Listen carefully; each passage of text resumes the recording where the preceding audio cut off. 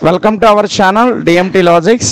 ఈరోజు క్లాస్లో మనం డిగ్రీ సెకండ్ సెమిస్టర్లో హిస్టరీలోని 5th యూనిట్లో ఉన్నటువంటి షార్ట్ ఆన్సర్ క్వశ్చన్స్ని డిస్కస్ చేయబోతున్నాం.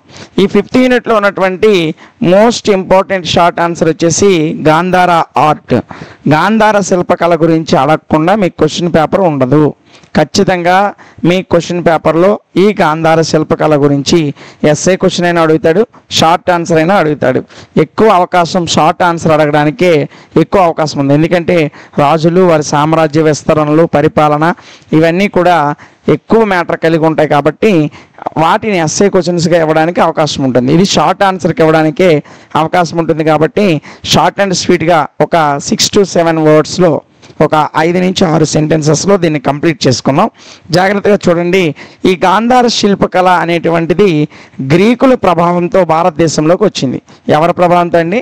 గ్రీకుల ప్రభావంతో భారతదేశంలోకి వచ్చింది.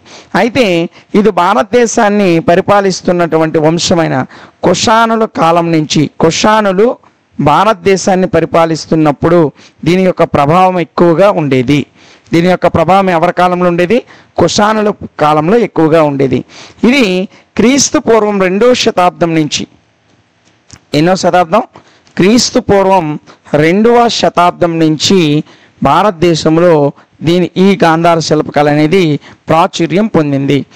ఎవరి వల్ల వచ్చింది? గ్రీకుల ప్రభావంతో వచ్చింది. ఎవరి కాలంలో వచ్చింది? కుషానులు అనే రాజవంశం కాలంలో వచ్చింది. ఏ శతాబ్దంలో వచ్చింది అంటే క్రీస్తు పూర్వం 2వ శతాబ్దం నుండి ఇది బాగా ప్రాచుర్యం పొందింది.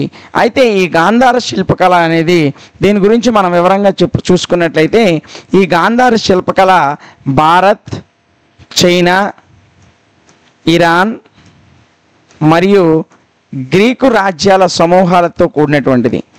ఈ 4 రాజ్యాల యొక్క సమూహాలతో కూడినటువంటి శిల్పకళే గాంధార శిల్పకళ. ఈ పాయింట్ ఖచ్చితంగా మీరు గుర్తుపెట్టుకోవాలమ్మా. భారత్, చైనా, ఇరాన్, అదేవిధంగా మనకి గ్రీకు రాజ్యాల యొక్క ఈ 4 రాజ్యాల యొక్క సమూహంతో కూడినటువంటి శిల్పకళే గాంధార శిల్పకళ. అయితే ఈ గాంధార శిల్పకళ మనకి ఎక్కడ కనిపిస్తుందంటే భారతదేశంలో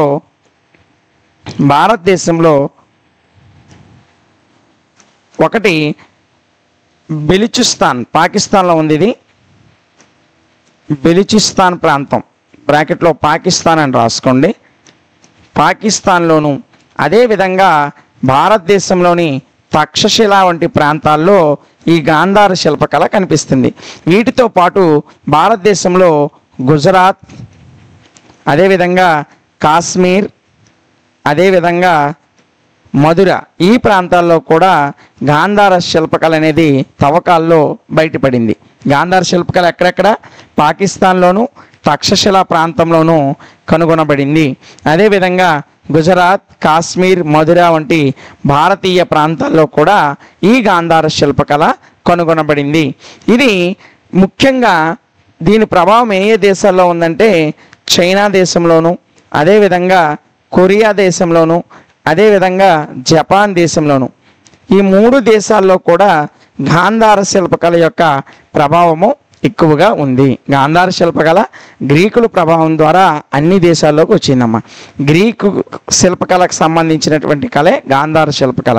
ఈ గాంధార శిల్పకళలో గ్రీకుల యొక్క హస్తం ఉంటే భారతీయుల యొక్క హృదయం కనిపిస్తుంది. గాంధార శిల్పకళలో హస్తం ఎవరిది? గ్రీకులది. హృదయం ఎవరిది? భారతీయులది. ఈ గ్రీకుల హస్తము భారతీయుల హృదయంతో కూడినటువంటి శిల్పకళే గాంధార శిల్పకళ. ఈ గాంధార శిల్పకళ భారతదేశాన్ని పరిపాలిస్తున్న కనిష్కుడు భారతదేశాన్ని పరిపాలిస్తున్నప్పుడు ఈ గాంధార శిల్పకళ అనేది భారతదేశంలో ఎక్కువ ప్రాచుర్యం పొందింది. ఎవరి కాలంలో ప్రాచుర్యం పొందిందంటే కనిష్కుడు కాలంలో ఎక్కువగా ప్రాచుర్యం పొందింది. ఏ దేశాల్లో ఎక్కువగా ఇది ప్రాచుర్యం పొందిందంటే చైనా, కొరియా, జపాన్ వంటి విదేశాల్లో కూడా ఈ గాంధార శిల్పకళ అనేది ప్రాచుర్యం పొందింది. అయితే దీని గురించి ముఖ్యంగా చెప్పాలంటే ప్రపంచంలో ఉన్నటువంటి ఒక పెద్ద మతం ఏదంటే బౌద్ధ మతం.